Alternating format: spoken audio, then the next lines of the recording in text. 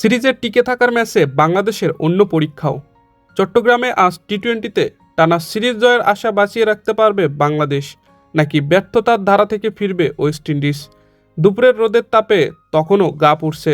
এর মধ্যেও সাগরিকা স্টেডিয়ামে ওয়েস্ট ইন্ডিজের ঐচ্ছিক অনুশীলনে দেখা গেল বাড়তি আগ্রহ।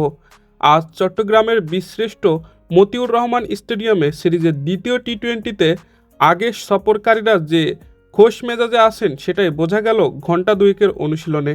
অন্যদিকে সর্বশেষ 4টি টি-20 সিরিজেই জিতেছে বাংলাদেশ দল।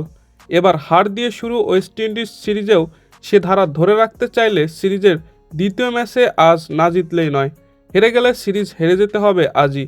2025 সালে এক পঞ্জিকা বর্ষে সবচেয়ে বেশি টি-20 সিরিজ জেতার রেকর্ড করেছে বাংলাদেশ দল।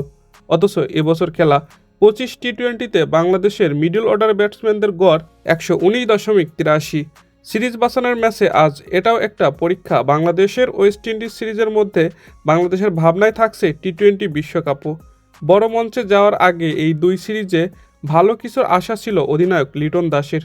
চোট কাটিয়ে সিরিজের প্রথম টি-20তে ফিরে লিটনও ব্যাট হাতে খুব একটা ভালো করতে পারেননি। চট্টগ্রামে আজ তিনি নিজে তো রানে ফিরতে চাইবেনই, অধিনায়ক হিসেবে সঙ্গে থাকবে সিরিজ বাঁচানোর চ্যালেঞ্জও।